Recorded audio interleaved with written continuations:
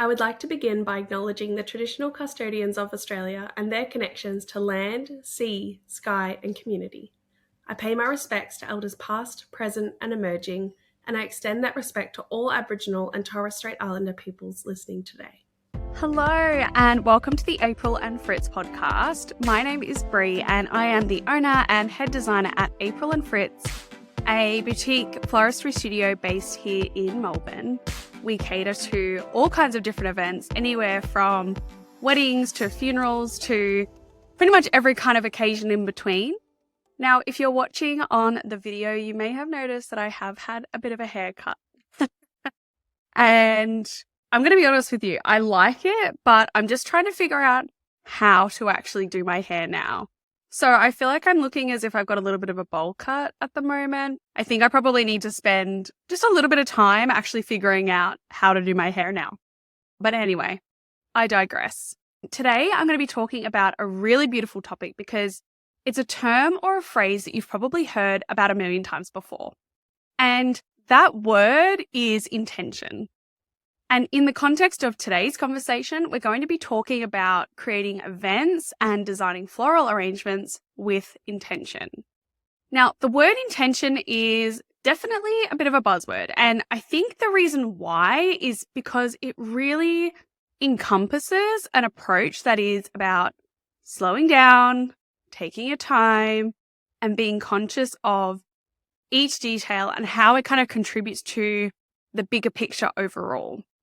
I think you'll hear the word intention used in a lot of really fancy kind of ways, but in essence, designing with intention means that every aspect of the design, from the overall concept to the smallest of details, is carefully considered. And each element serves a specific purpose or it communicates, I guess, a particular message. Now, when I was in the beginning phases of floristry, I used to kind of just put stems in and make it look pretty and then just send it on its way. And I definitely think that there is a time and place for it. There is absolutely nothing wrong with that approach, depending on what kind of business that you are in. But I suppose as my skills and kind of experience developed, I found that basically anyone can put together some flowers and make it look pretty.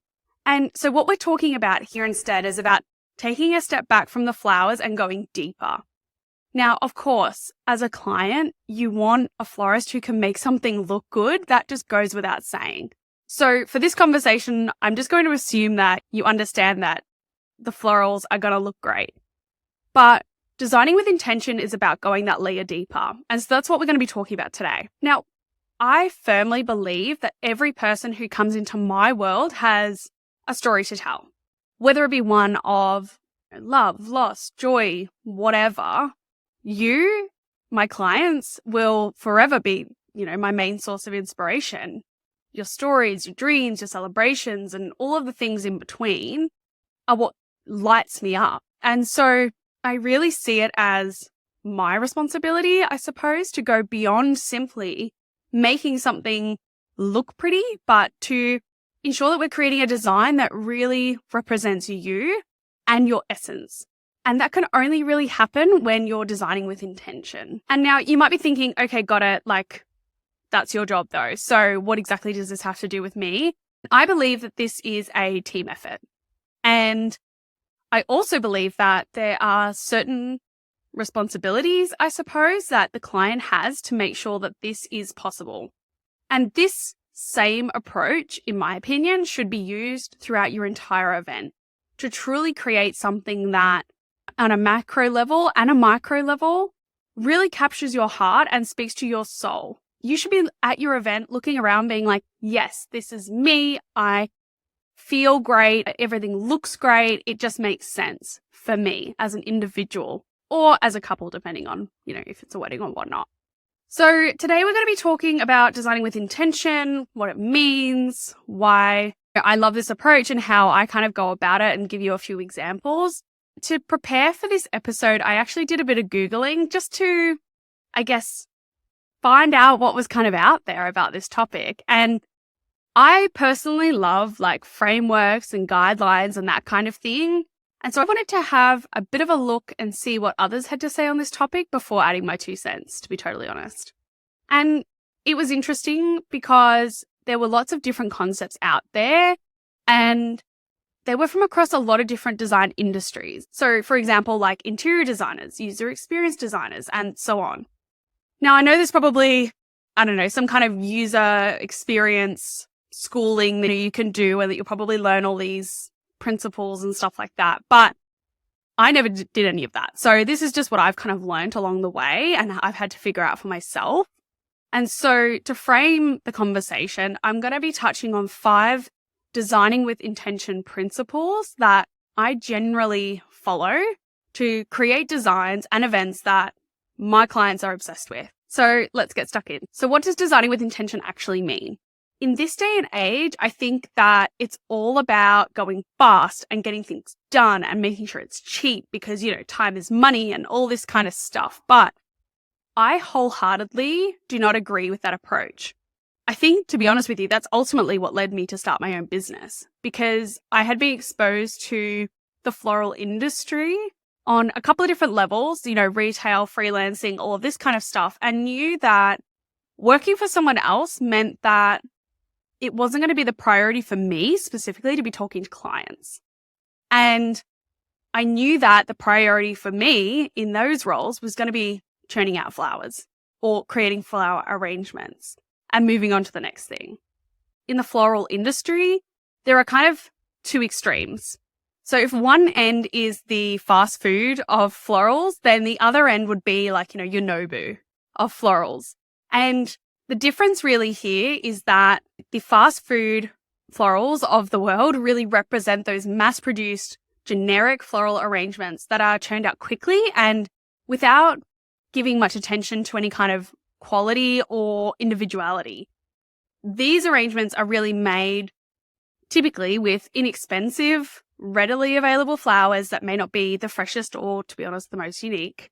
They're designed to be convenient and affordable, but they lack any kind of personal touch or craftsmanship compared to a bespoke arrangement. Then you've got the other end of the spectrum, which is like that slow growth movement, which really represents, I guess, the high quality floral design that we're talking about today, which is about designing with intention. So just as there are slow grown vegetables that are cultivated with care and attention and time, intentional floral arrangements are created with that kind of meticulous attention to detail and focus on quality over quantity. So this kind of side of things is typically carefully selected premium flowers that are locally sourced or sustainably grown. And it's that same level of time and attention and care that gets poured into things like your slow vegetables that it does for these kind of floral arrangements. And so look, while I can appreciate that there is a time and a place for the fast food floral approach, sorry, that is definitely a tongue twister, and that, it can appeal to those looking for like that quick, budget-friendly option, it kind of lacks the depth and character and emotional resonance, I suppose, of something like the bespoke arrangement. So I can imagine that you're probably sitting there saying like, okay, well, what is there to consider? Like, what purpose should I be thinking about? How do I even figure out what message I'm trying to send? And so I'm going to break this down a little bit for you. And this is where those principles come in. And I'm going to go into each of them in detail. But in short, you're looking at purpose, meaning, user-centric approach, attention to detail, and reflection of values. Again, I didn't do any kind of like fancy course or anything like that to try and figure this out. This is just what I've learned and been able to, I guess, put it into these buckets with a little bit of research. But let's start with purpose. So whether you're creating a website, a logo, a product, an experience, or whatever, you need to have a solid grasp of what you're trying to achieve. I always like to start here because I think it gives me a target to work towards and one that I can work backwards from if I need to. So one of my favorite questions to ask my clients is, what does the perfect insert event, wedding, funeral, birthday, engagement, whatever, look and feel like to you? So for example, a funeral might be, our goal is to create a tribute for our person that reflects who they were and just not have something generic. Great. Perfect. Now I have a North Star that I'm working towards. And more than that, I think it gives us a shared goal. We're both working to achieve that together, you with your vision and me with my experience. And that really ensures that every flower and every piece of foliage, every arrangement style and every decorative element really contributes to the overall design concept in a meaningful way. Ultimately, this kind of purpose-driven approach means that you can trust that your design isn't just going to be something that's visually something amazing, but also something that has been strategically created to achieve your end goal. Because you come to your designer with a problem, so to speak. Your problem being that you are trying to create your dream event, whatever that means for you. And your designer must have alignment to you on this with laser focus so that they can help achieve that with you. When this is not confirmed or it's not clear, that's when you start to move further away from achieving that end goal. I cannot tell you how important this is. Please, please, please tell your vendors what you are hoping to achieve. For example, if someone who says that their goal is to create an abundant space, I'm going to be continually asking myself, does this scream abundance to me? And anything that doesn't make the cut. And if you as the client don't tell me that you want something abundant or that, that is your goal, I'll potentially be showing you things that maybe don't meet that goal or meet that expectation, which ultimately only makes the process way more laborious and, to be honest, way less fun. So please, please, please tell your vendors what your end goal is. Okay, so now we move on to principle number 2, which is meaning.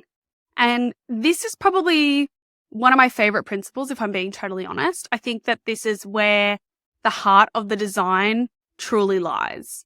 And so by incorporating meaning into the design, you can create connections between your event and yourself or your guests. In short, designing with meaning really involves incorporating symbolism or a deeper meaning into the design itself.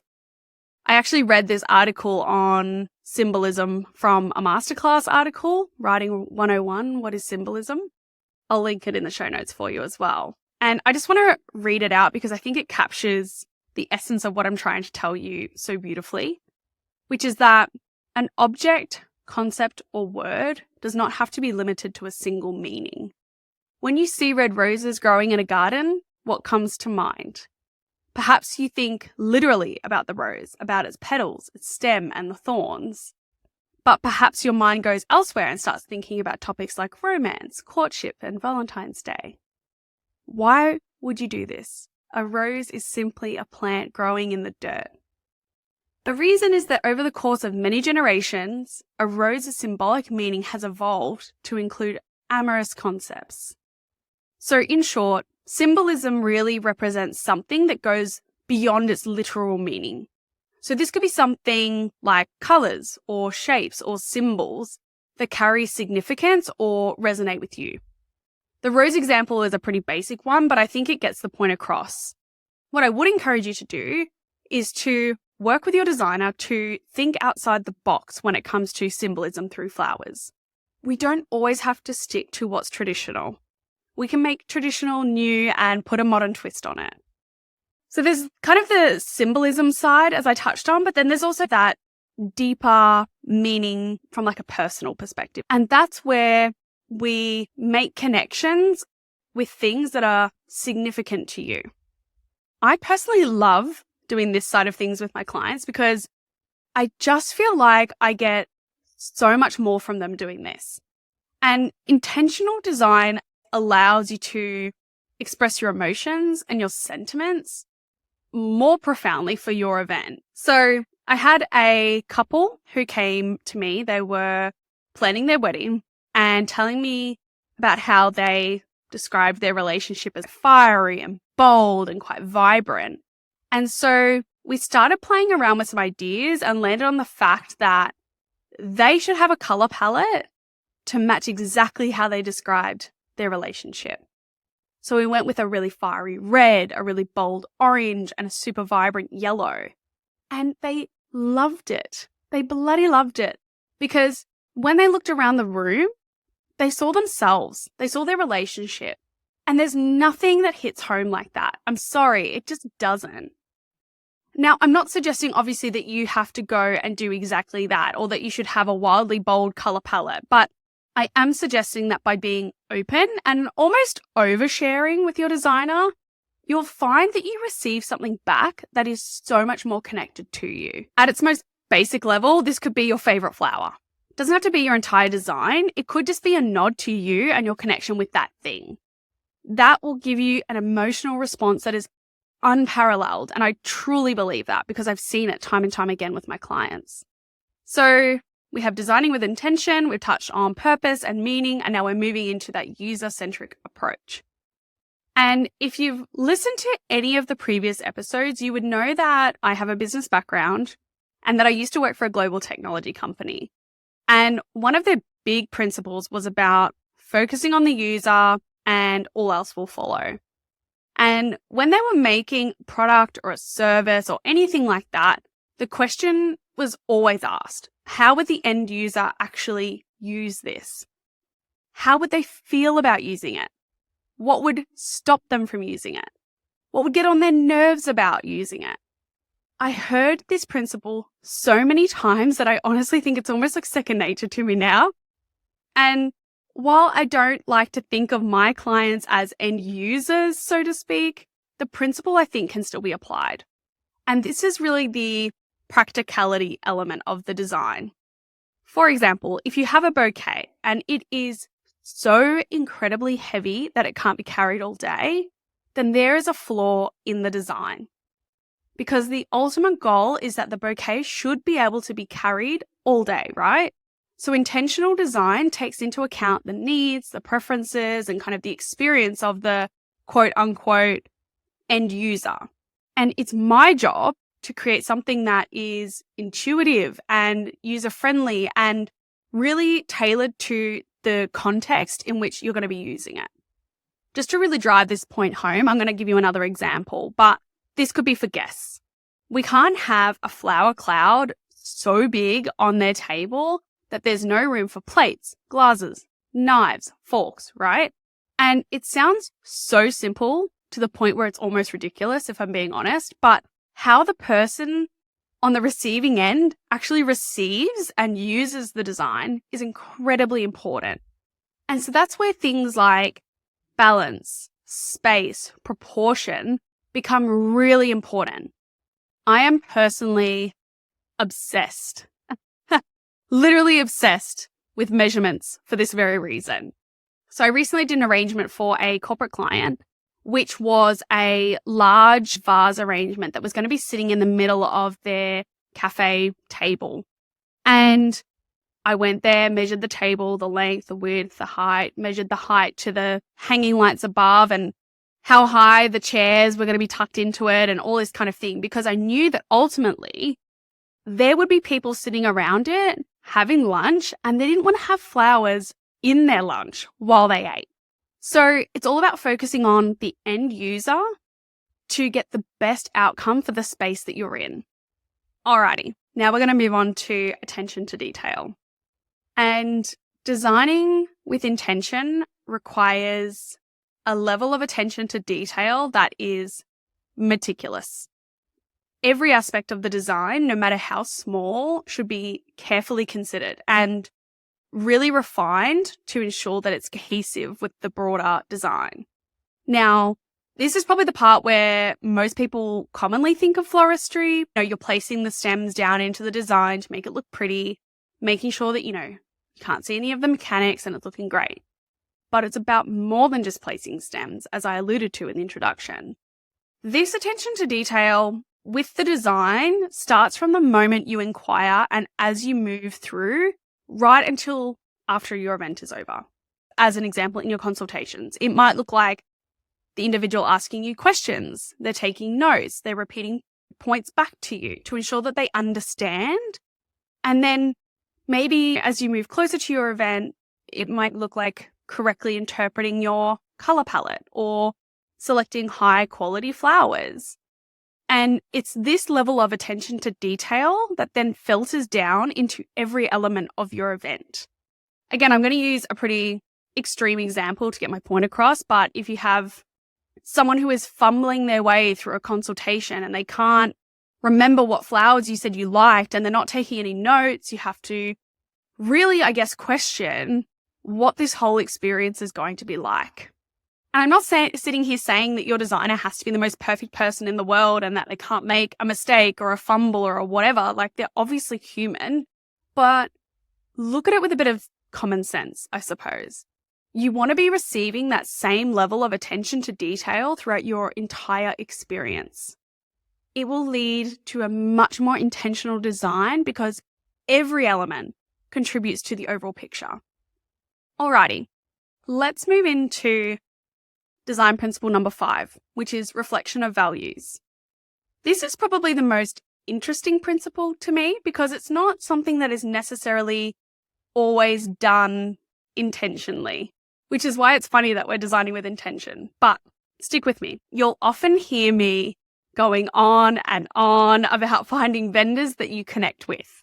And this is specifically why. It makes sense that design often reflects the values and the beliefs of the designer. Just in the same way that a designer might have a style, they also have values, right? And here's what I mean by that.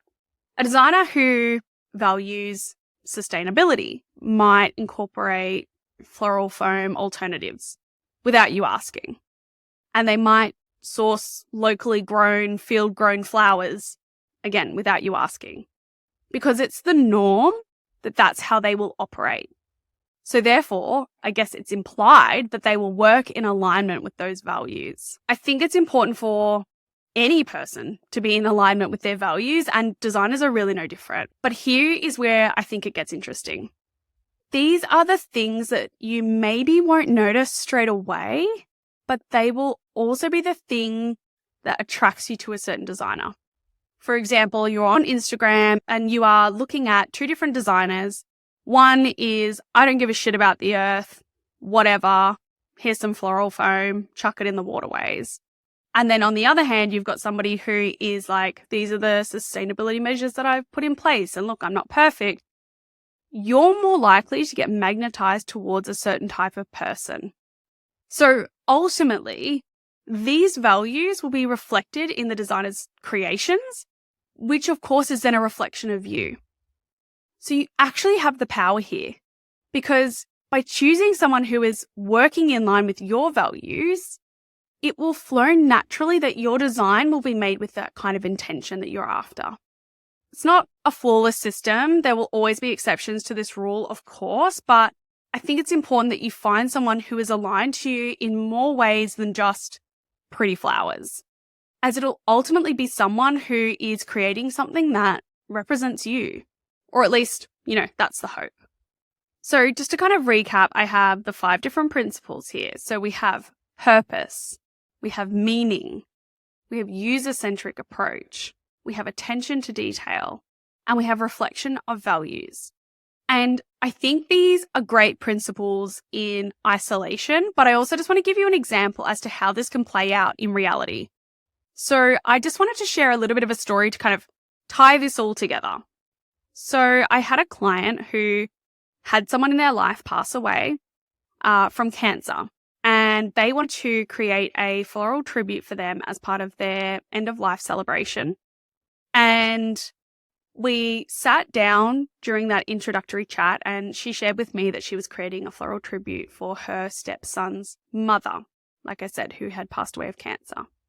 She shared with me that she had actually lost her dad at a really similar age, and that she had, to be honest, a pretty sad experience, because when she was at that service and obviously saying goodbye to her dad, she looked around and she didn't see anything that represented him.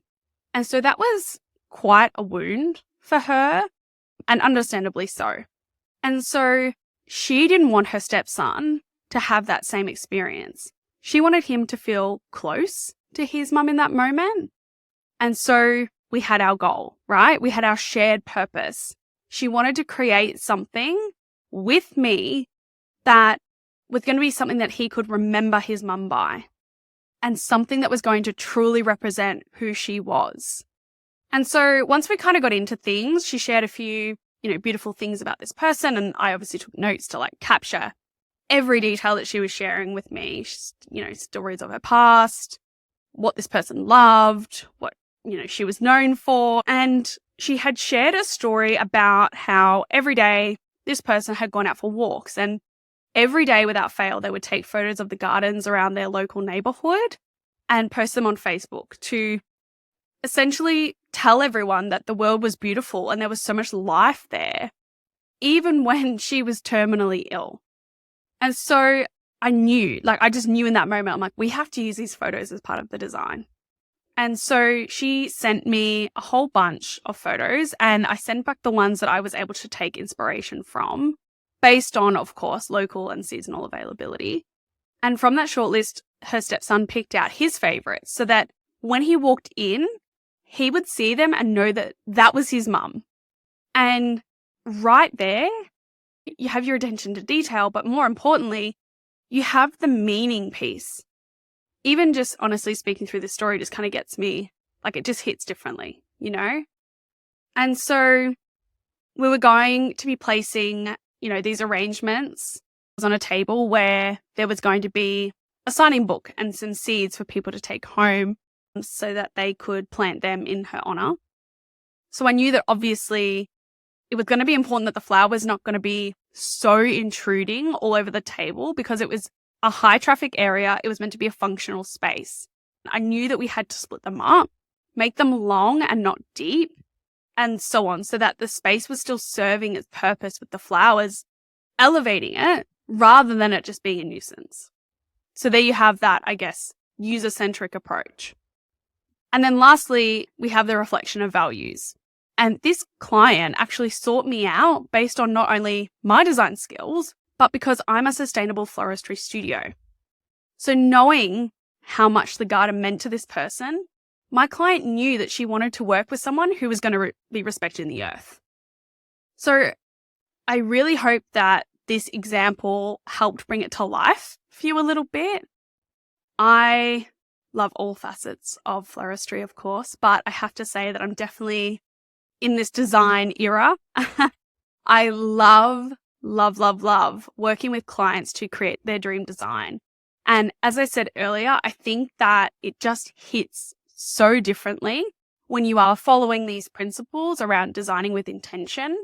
And as always, I'm here for you. If you want to explore this a little bit further, you can reach out to me via our website at aprilandfritz.com.au or in my DMs at aprilandfritz. I've had so many clients reaching out and booking in recently to go through this process together. So if you are ready to jump in, please don't hesitate to inquire. I feel like this year is just flying by, and I only have limited spaces for 2024. And so, as always, thank you again for being here with me on this episode. Be sure to subscribe so that you can get next week's episode. I would also absolutely love it if you could please leave us a rating and a review, and I will see you next week.